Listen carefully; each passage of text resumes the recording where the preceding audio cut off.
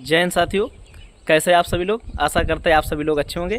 आप सभी का हम अपने चैनल पर स्वागत करते हैं, जो भी हमारे भाई बहन हैं। देखिए, आज हम बात कर लेते हैं कि अब आप लोग यूपी पुलिस में भर्ती हो गए हैं, तो कहीं ना कहीं से इसके बारे में आपने काफ़ी चीज़ें इससे पहले भी सुनी होंगी। अब आप विभाग में आ गए तो अब तो आपको ये सारी चीज़ें फेस भी करनी पड़ेंगी।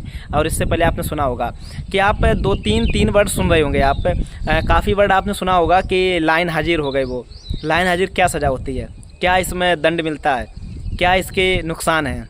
इसके बाद आप सुनते होंगे कि वो सस्पेंड हो गए, जिसको हम लोग निलंबन भी बोलते हैं। तो सस्पेंड में क्या होता है, इसमें क्या सज़ा है आपकी, क्या आपके नुकसान हैं, क्या चीज़ें हैं। और इसके बाद एक आपने सुना होगा बर्खास्त, कि वो बर्खास्त हो गए हैं। तो ये सारी सज़ाएं जो हैं क्या होती हैं, इन सज़ा को आज हम आपको विस्तार से समझाएंगे।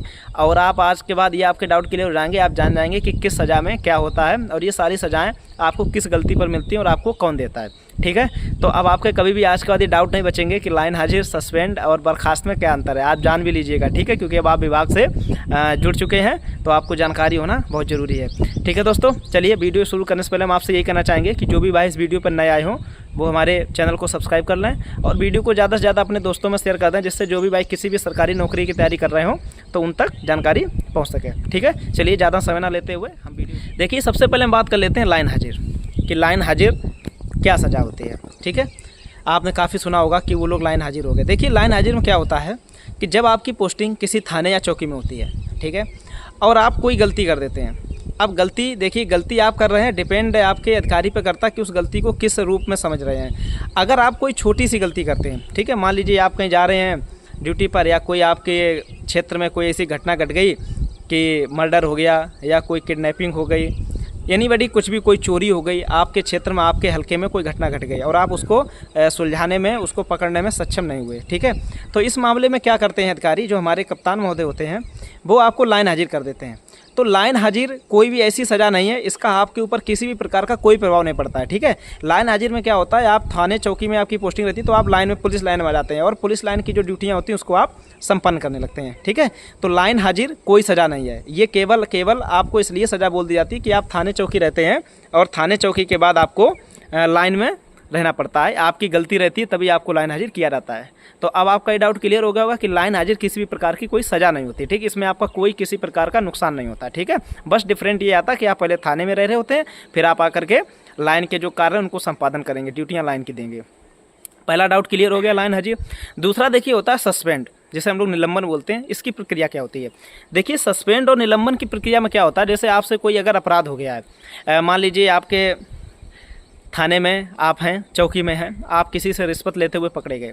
ठीक है, इसकी पुष्टि हो गई कि आपने रिश्वत ली है, या किसी के साथ आपने बहुत गलत व्यवहार किया है, आप किसी पर ठेला वाले के पास गए और आपने वहाँ पर कुछ चीज़ खाई, आपने पैसा नहीं दिया, या कह सकते हैं किसी के साथ आपने गंदा व्यवहार किया जिसकी पुष्टि हो गई, या रिश्वत, मेन इसका रिश्वत का ही काम होता है। ठीक है, और इसकी पुष्टि अगर हो गई जांच में कि आपने ऐसा कार्य किया है, आप बिल्कुल दोषी पाए गए हैं। ठीक है, तो इस मामले में क्या होता है कि आपको कप्तान महोदय द्वारा सस्पेंड कर दिया जाता है। देखिए, सस्पेंड की प्रक्रिया क्या होती है कि सस्पेंड जब आप हो जाते हैं तो आप जिस भी थाने चौकी में रहेंगे आप तुरंत अपने लाइन में आ जाएंगे और लाइन में आने के बाद फिर आपसे किसी भी प्रकार का कोई कार्य नहीं लिया जाएगा। ठीक है, जब आप सस्पेंड हो जाते हैं ना तो आप वर्दी पहन सकते हैं और ना ही कोई आप ड्यूटी करेंगे।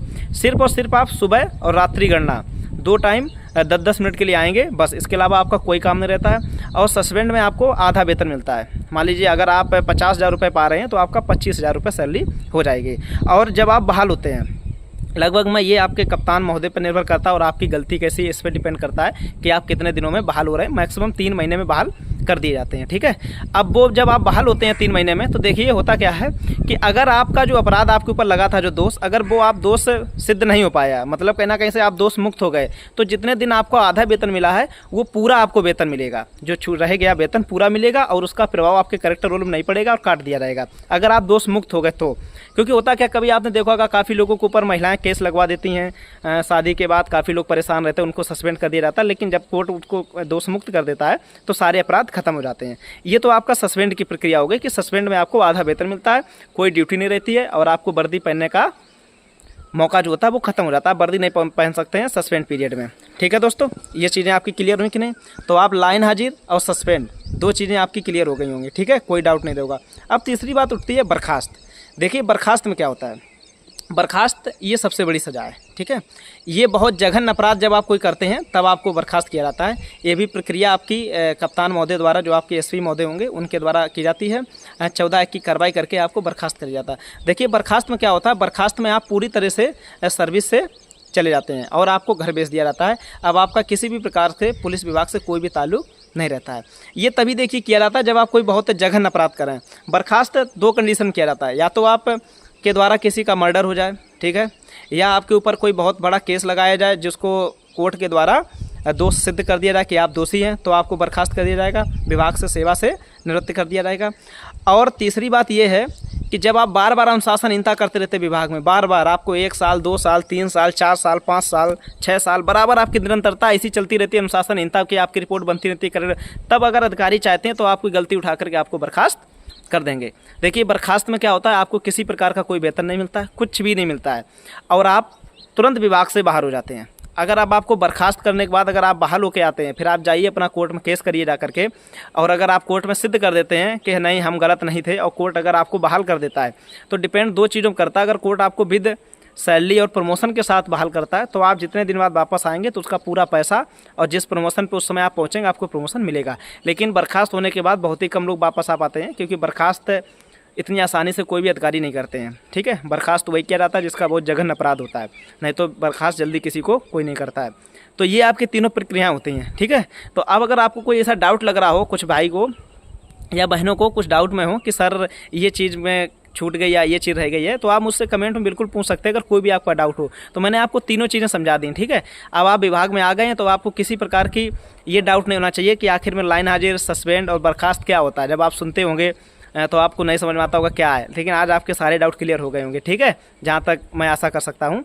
और अगर मेरे द्वारा दी गई जानकारी आपको अच्छी लगे, ठीक है, तो आप वीडियो को लाइक जरूर करें, और जो भी कुछ आपको पूछना हो तो आप मुझसे कमेंट में पूछ सकते हैं। अगर किसी टॉपिक पर और वीडियो चाहिए तो मैं उस टॉपिक पर वीडियो बना देंगे, आप कमेंट करेंगे अगर, ठीक है दोस्तों। फिर मैं यही कहना चाहूँगा, मेरे द्वारा दी गई जानकारी अगर अच्छी लगे तो आप चैनल को सब्सक्राइब जरूर कर लेना और अपने दोस्तों में शेयर कर देना, जिससे जो भी भाई सरकारी नौकरी की तैयारी कर रहे हैं, ठीक है, कोई भी अपडेट है उन तक पहुँच सके। जय हिंद, जय भारत।